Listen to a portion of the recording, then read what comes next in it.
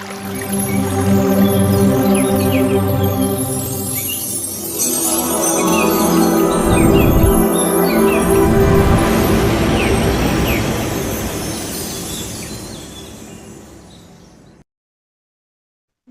all to this session. I'm extremely fortunate and I'm grateful to all the masters, to the great master Deepika ji, who gave me a chance, to Lokesh ji, who's doing wonderful service, to the great master Ranganath sir ji, who has created this wonderful YouTube channel, and to the great master Patri sir, and to the great grandmaster Mahavatar Babaji for giving me this wonderful opportunity of being a part of this wonderful work, the divine work that we are doing. Thank you all. Thank you. I welcome all friends and masters who are present here to this session. Today we will embark on a wonderful journey of practically imbibing the spiritual knowledge into our daily lives. So, friends, I would like to share a little bit that when I was very young, at the age of 27, I had read this book and I was very influenced by the laws, and at an early age, I started understanding it and trying to imbibe it in my daily life. And once again, I was able to read the book and see the book, and I thought it is a wonderful opportunity to take this to all of you. So, Deepak Chopra is a very well known spiritual guide and mentor who has written many wonderful books. And he is a modern age spiritual person who always gives a practical aspect of how we can inculcate all the spiritual laws, how all the spiritual teachings in our daily life. So, we are also going to see what he says about these spiritual laws. So, let's start. And Lokesh ji will be sharing one slide at the end of each law. You can go through. So, to now, he has put the slide of all the 7 laws. You can go through it.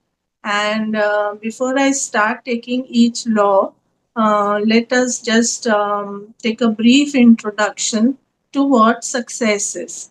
So, can anybody tell me what success is? Can anybody share what they feel success is? Anybody can share what is the meaning of success for them? No, nobody's coming forward today. Fulfilling all dreams. Yes, sir. Pineapple, sir. Yeah.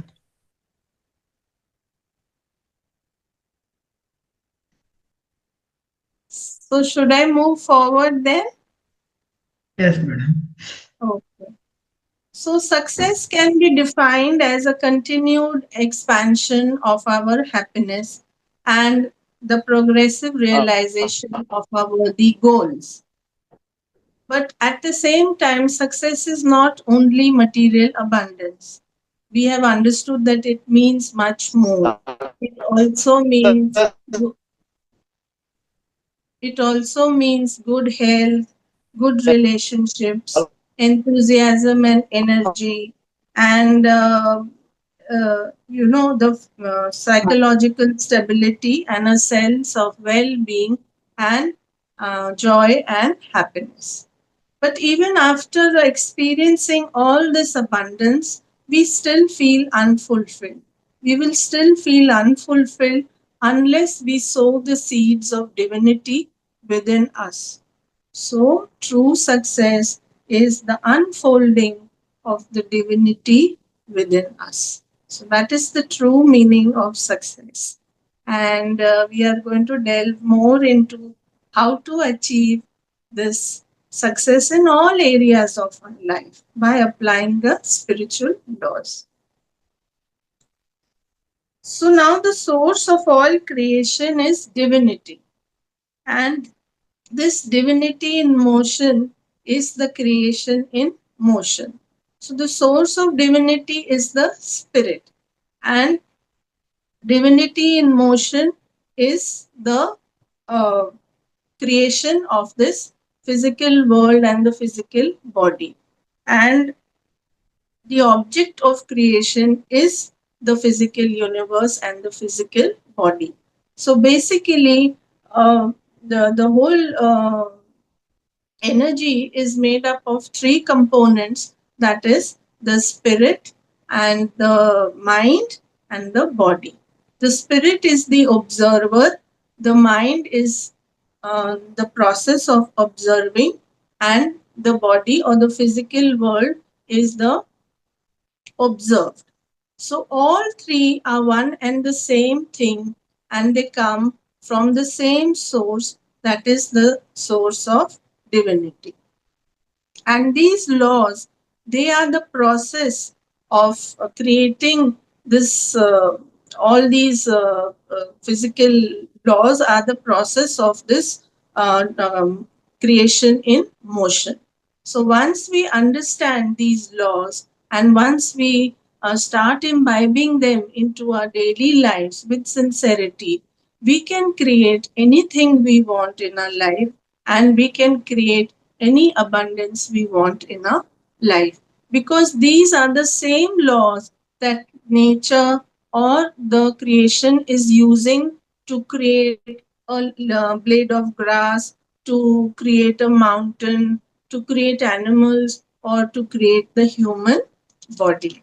So once having understood what creation, how creation happens, and what is true success, let's now move on to the first law. The first law, he says, is the law of pure potentiality. Now, the source of creation is pure consciousness, pure potentiality. It is seeking expression from the unmanifest to the manifest. In the beginning, there was neither existence, there was neither non existence. And this law can also be called the law of unity, because it says that we are the same as this field of pure potentiality. We are also that same pure consciousness as this field of pure potentiality. And once we access this field, then we can create anything we want in the same way as the nature is creating everything. So this is the meaning of the first law. And now, what are the attributes of this pure potentiality? It is infinite creativity, infinite unbounded pure joy, and it is a field of all possibilities. The other attributes of this field of pure potentiality is also pure knowledge, invincibility, simplicity, and infinite creativity, and also fearlessness and unbounded joy and happiness. So, all these attributes belong to this field of pure potentiality, and we are also made up of the same things. So, we essentially, our nature is also all these attributes, and we can access this field of potentiality through meditation.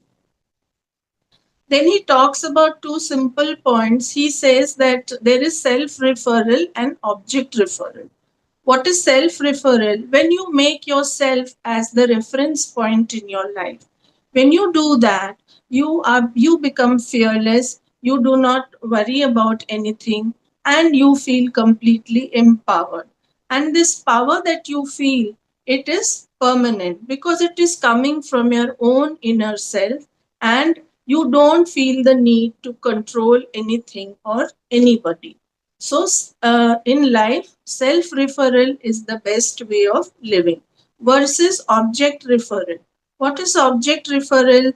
When we make some object in our life as the reference point in our life, like let's say a job, a money, our status, or our family life, we make that as a reference point, then we are always fearful, we are insecure, and we try to control everything.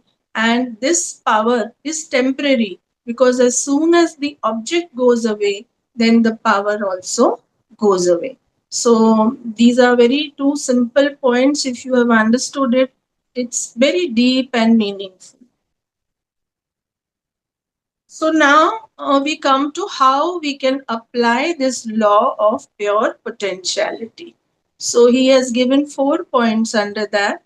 The first point is meditation. As we all are doing meditation, uh, we should practice meditation morning and night, at least minimum. And according to your age, you can practice that. And the second one is practicing silence. Now, silence means just going into silence, not talking or communicating with anybody. So you can start this minimum, by 1 hour, or then increase it slowly to 2 hours. And like that, slowly you can be in silence for even a day or two.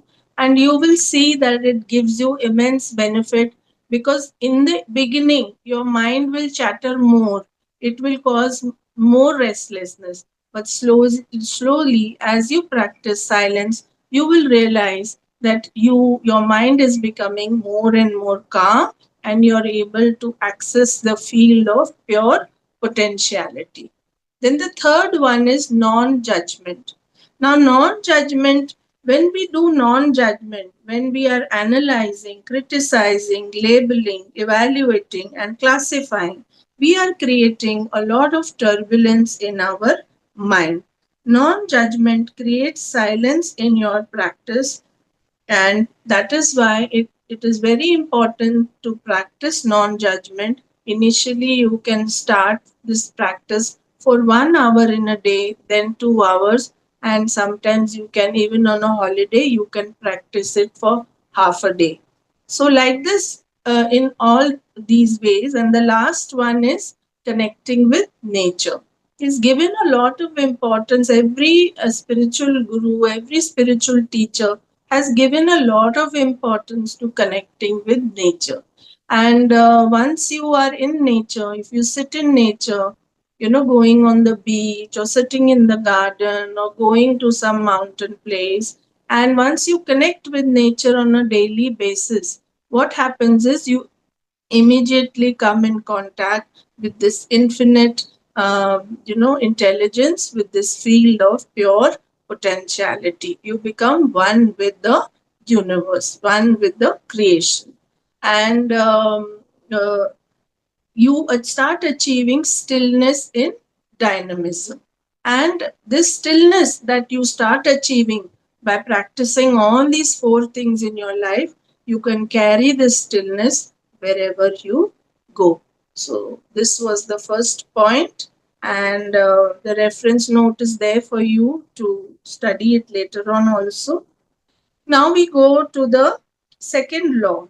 The second law is the law of giving. Now, the more we give, the more we will receive in our life. This is because the rule of abundance in the universe is that it circulates. So, the abundance keeps circulating in the universe. That is why the more you will give, the more it will come back to you. So, if you want love, you must give love. If you want money, share your money if you have excess money. If you want relationships, try to be in a good relationship first yourself. So that is how, whatever you want, you should share that. And the more you give, the more you will receive in your life. If you want all the good things in your life, then you must wish everyone in the world for good things in their life. Never say that my neighbor, I don't like my neighbor, so I don't want him to have good things. Because then what will happen? Even you will not get the good things. That is why we must wish for everyone to have the good things in life, and we must pray for everybody's well being and happiness. And actually, our true nature is abundance and we lack nothing. Now, how do we apply this law of giving? So, make a commitment that wherever I go today, Lokeshji, you can share that screen, the second law, how to apply it. So, make a commitment wherever I go, I will I will bring people gifts in my life. So you may ask, how can I keep giving gifts?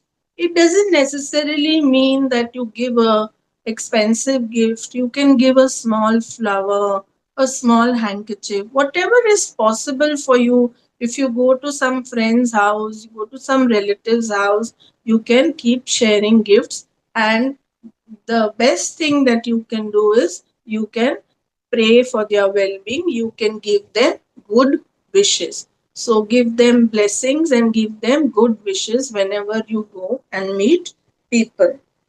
Then the second thing is that I will receive and all the gifts of nature, like the sunshine, the rain, the air, all these good things that the nature is giving me, I will receive them openly. Now, most of the time, we are not even grateful for these beautiful, wondrous things of nature. So, from today, we will be in that receiving mode and we will be in gratitude to receive all the good things of nature. Then the third thing is we will be open to give and receive. Many times we are giving also, but we are not open to receive. We feel shy to take from somebody. But you can keep an open heart and open mind. Even that person is giving with love. So be open to giving and to receiving. And the last thing is whenever you go, you can wish for joy, happiness, and laughter for everyone. So, this is how you apply the second law, which is the law of giving. Then we come to the third law, the law of karma or cause and effect. So, I'm sure a lot has been spoken about this in many of the sessions, but we'll touch it briefly because it is one of the laws. So, it says that what you sow, you shall reap. So, whenever we do some action, it creates a certain amount of force, which energy, which comes back to us in kind. So, if we are doing a good action, that good action will create an energy which will come back to us. And if we doing a bad action, that also it will come back to us in kind. So that is why we must, if we want happiness in our life, we must sow the seeds of happiness. We must do good deeds for to everyone. Karma is conscious choice making. And whatever our life is today is a sum total of all the choices and the decisions we have taken up till now. Whenever you take an action, whenever you make a decision, you should ask yourself, is this action going to give me happiness and is it going to give happiness to others as well? And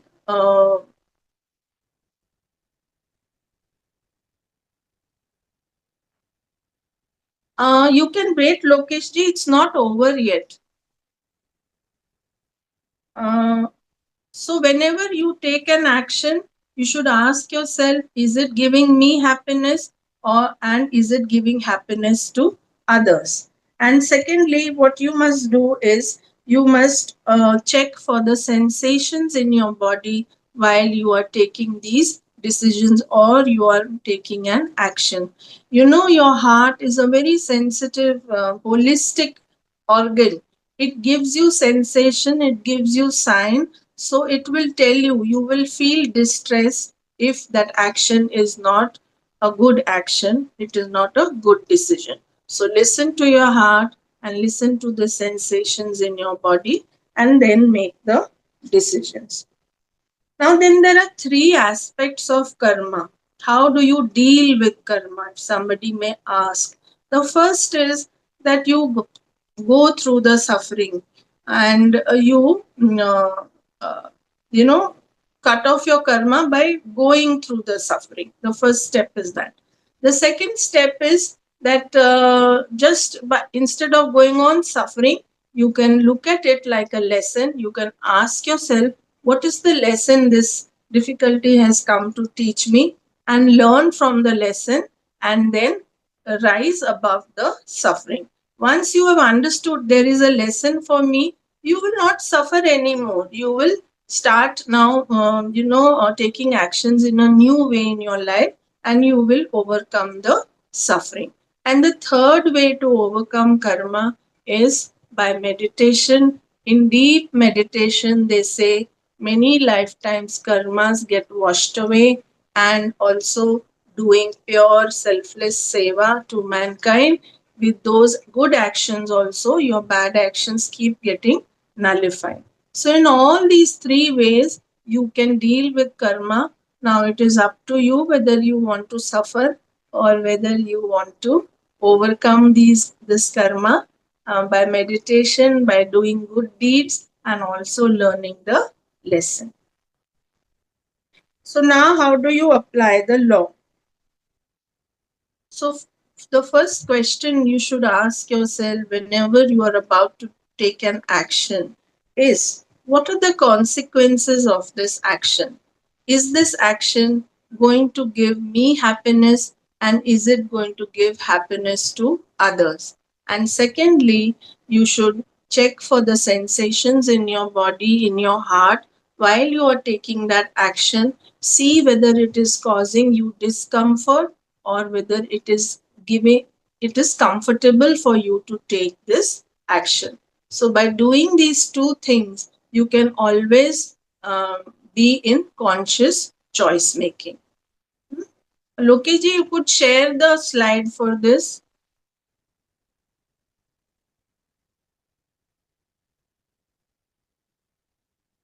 So as you can see, these are the 2 points which I have already said, that you should ask the question, and is my choice going to give happiness to me and to others? And second is that check for the sensations in your heart and see whether you're feeling comfortable or distressed, and then take the action. So this is the third law, the law of karma, or cause and effect. Then we go to the fourth law, is the law of least effort, or it is also called the law of no resistance. If you will see, the whole universe is working effortlessly. Do you feel that the trees are making any effort to to grow fruits or leaves? No, they are all happening by itself. The grass is growing by itself. The sun is shining effortlessly. The wind is blowing effortlessly. So everything in the world, in the universe, is happening effortlessly. But it is the human being who feels that, oh my God, I have to do so much of effort even to earn a simple living. Now, why is that happening? It is happening because man is unaware of applying, understanding, and applying these laws. So, once you understand and apply these laws, even you go into a state of doing very little and achieving lots in your life. It is like, I have explained this in one of my earlier sessions. It is like, even if you have a faint intention in your mind that I want this thing, and you leave it, and then next thing you see that it gets fulfilled. That is the power. Once you align yourself with the field of pure potentiality, once you start practicing all these laws, even your life starts becoming effortless. Now,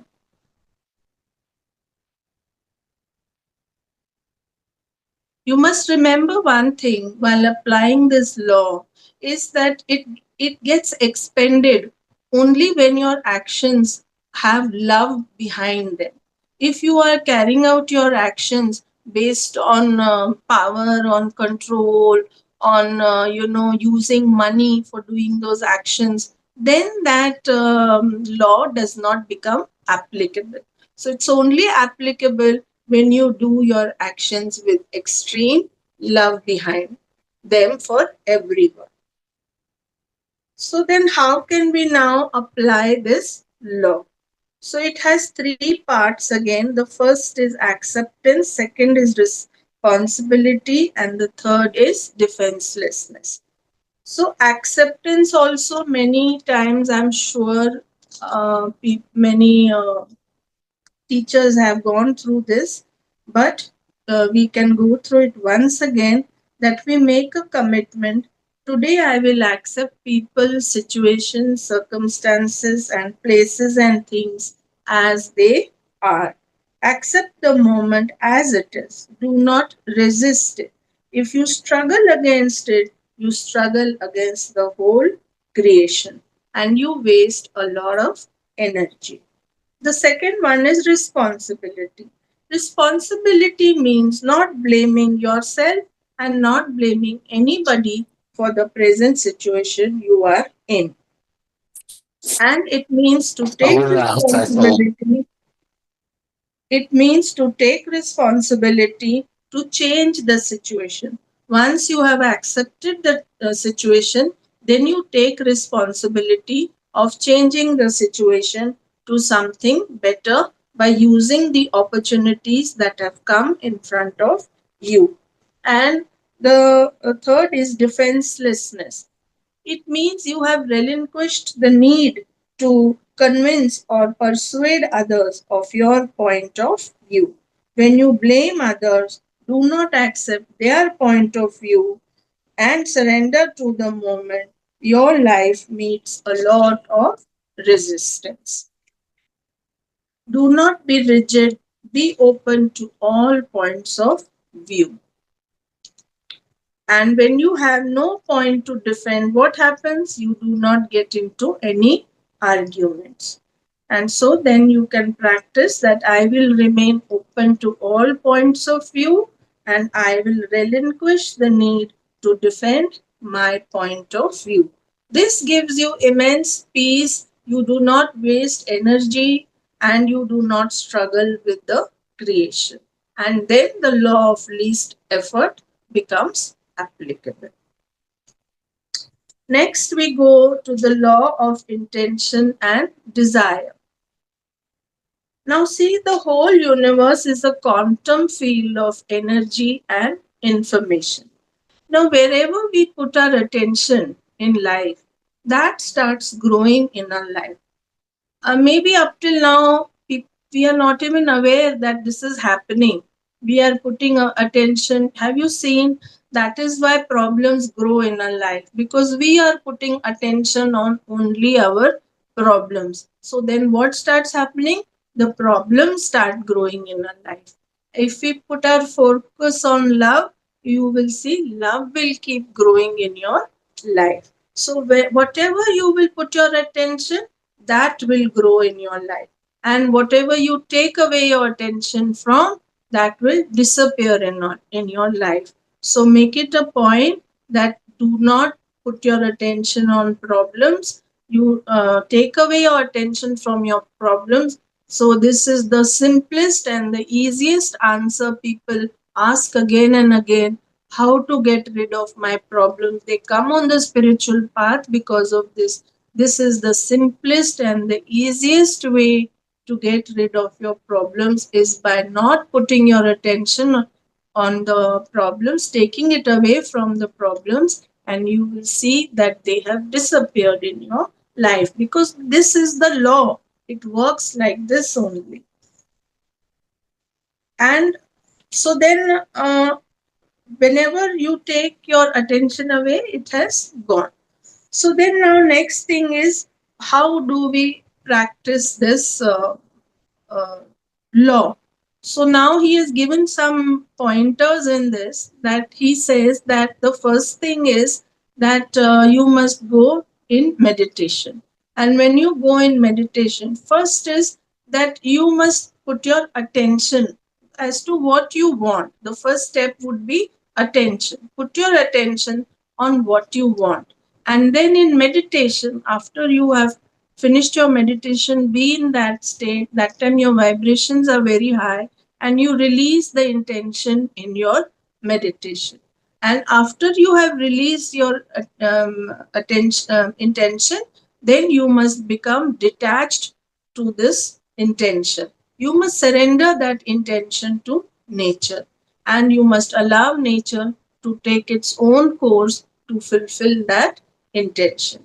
What happens is the moment you surrender it to nature, then the universe goes through a set of events. A chain of events will happen in your life, and the whole universe will go about fulfilling that intention for you. But the rule is that you have to become detached from your intention. Usually, what we do is we keep holding on to our intention, and that is why the more we hold on to it, the more it does not get manifested. Then he also says that you must keep your desires to yourself. Don't share it with everybody, and don't look at yourself through the eyes of others when you are doing the manifestation and creating the intention. Don't look at yourself from the eyes of others. Why? Because others may think, oh, you cannot be successful, right?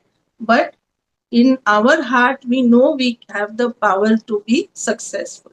So don't look at yourself from the eyes of others. Don't take the opinions of others, and use this intention, this power of intention, only for the well being of yourself and the others. You must not use these techniques to harm anybody. Then your intention becomes very fast and quick. And also, he talks about your intention being pinpointed. What does it mean? That you must have pinpointed focus towards your intention. Now, even after joining so many classes and everything, people learn a little bit here and there, and then they start practicing, trying to do the manifestation. But what happens is they are not having that kind of focus, and that is why the intention is not getting manifested.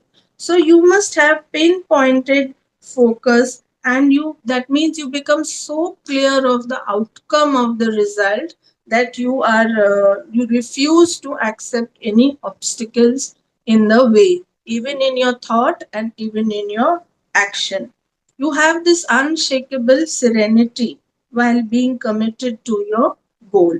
So detached awareness and one pointed focused attention simultaneously will make you achieve your intentions easily. So then how do you apply this law? First is you will make a list. Lokeshji, you can share the screen. You will make a list of all your desires and intentions, and you will look at them once in the morning. You know what you can do is you write it down and you put it below your pillow. That is a very easy way to do it. And when you get up in the morning, you can look at all the list that you have made, and even while sleeping, you can look at the list, and when you go in meditation, you can release the intentions one by one. And the second way is that I will release the list in meditation, and the third is the that's it. And also you will become detached to the result of it. These two things we have to follow. One is to make the list, observe it morning and evening, and release the intentions in meditation. And the second is to surrender the intention once it's done to the divine or to nature, and allow nature to take over the fulfilling of the intention. So that is how you apply this law. And then the sixth law is the law of detachment. Now, one thing if we start remembering in our life is that usually when we want something in our life, what we do is we become attached to it. It is normal for a human being. He starts getting very attached. Oh, I want this job, I want this job. And he becomes very attached to this intention. But the rule says, the law says, in order to acquire anything in the physical world, you have to relinquish the attachment to it. So the moment you become detached, once you make the intention, you take the necessary action for your goal, you must detach yourself from it. Attachment causes poverty consciousness. It causes fear in your mind and it causes insecurity in your mind. And detachment gives you the freedom and peace to execute all your goals, and also it creates a wealth consciousness. So, those who run after security, have you seen people often say that, I will have 10 lakh rupees in my bank account. That day I will feel secure. I will feel stable. People are working all their lives towards these kind of goals. But the more they run after these kinds of securities, the more it never happens. What you must try to achieve is you must achieve your self referral. Once you are in self referral, everything will come to you effortlessly.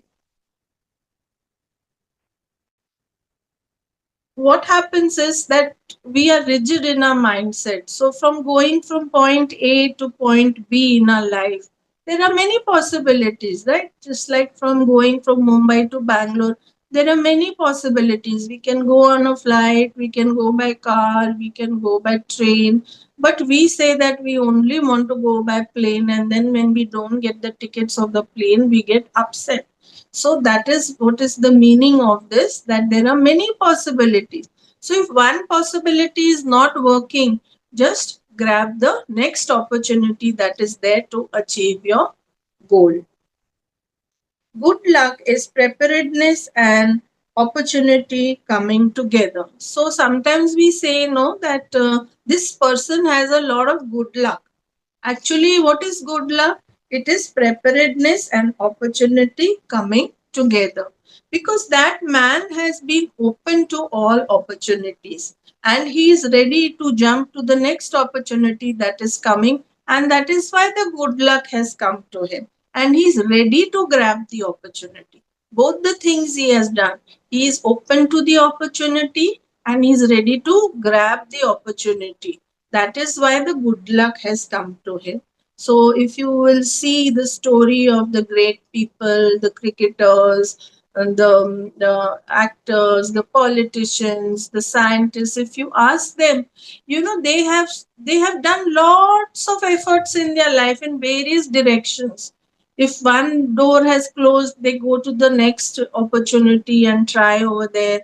Then they go to the third opportunity and they keep trying till finally one good door opens for them. So this is the perfect recipe for success. So how to apply this law we will see today, Lokesh ji. We can apply this law by I will commit to detachment. I will allow myself and others to have the freedom to be as they are. I will accept uncertainty. Out of all the confusion, chaos, solutions will come out of it. I will step into the field of all possibilities. I will experience new opportunities, adventure, magic, and mystery in life. So, this way you can apply the law of detachment in your life. Now, the last law is the law of dharma. So, law of dharma or purpose of life. Many times, most of the people, if you see, they don't even know what is their purpose in life. And they are roaming aimlessly, trying to achieve something here, something there, because they are not clear what is their purpose in life. So, today we will understand what is our true purpose in life. Why have we come on this earth? So everybody would like to know, I hope. So the first thing he says is that we are spiritual beings in a physical body, and we have come to unfold the divine nature within ourselves. We are gods and goddesses in embryo waiting to be materialized. So, that is our first purpose. Then, the second purpose is that we all have some unique talent. We've all come with a certain talent which nobody else can do that work better than us. God has made each one of us like this. So we understand this unique talent. We make a list of all the talents we have, and from that, the best thing that we can do, that we must choose, and that we must start using it. Mostly, we should use that for our profession, and we must use that gift that God has given us, the talent, to the for the welfare of the mankind. All the talents that we are have been given, are they for us? No. If you've been given talent for singing, for dancing, for sports, for anything, what are we doing with that talent? We are showcasing it, the talent, to show it to others, to entertain others, to give happiness to others. So that is what we must do. We must identify that unique talent that we have, and mostly try to make that your profession. Means that talent is such that you get lost in that for hours and you don't feel tired. Have you seen those who are already, in such kind of professions, which is their best skill? They don't feel tired for hours and hours. They can do that job. Like I was a designer. I used to love designing. I never ever felt like it was hard work for me. I used to enjoy it so much that I would get lost in it for hours and hours. And that kind of unique talent you must use for the well-being of the welfare of the people. And the third one is that the service to humanity. So we must ask ourselves the question, how can I help? How can I be useful in this world? Because whenever we are in the consciousness of what about me, what about me, you will see you're always unhappy, because you're never going to feel satisfied by going on thinking about yourself. But if you ask the question, how can I help? How can I be useful in this world? You will immediately see your consciousness starts expanding. So, if not every day, at least once a week, you should devote at least 1 hour or 2 hours or whatever you can do to service to the humanity. So this is the seventh law. So how can you apply the law? Is Lokesh ji, you can put the slide. One is that I will awaken myself. Uh, I will nurture the god or goddess within me. I will make a list of all the talents I have and choose the best talent I have, and try to make that my profession, and use it for the welfare of mankind. And I will ask myself daily, how can I help and how can I be useful to the world? So, by applying this law, also, you can achieve. So, you can apply all these spiritual laws, seven laws, and you can create the abundance and happiness in your life. When I had read this book, I had found it so interesting. Why? Because he has put it so nicely in a practical way, how you can use the spiritual knowledge in your daily life. Spiritual knowledge is one thing, but applying that spiritual knowledge in your daily life is what we have to learn. And this book, these seven spiritual laws, very clearly tell you how to do that in a very simple way. And it benefited me immensely. And I feel very happy that today I am sharing it with you all. I didn't know then, that time when I was young, that one day I would be sharing all this with people also. So that's it, my friends. Thank you so much for giving me the opportunity.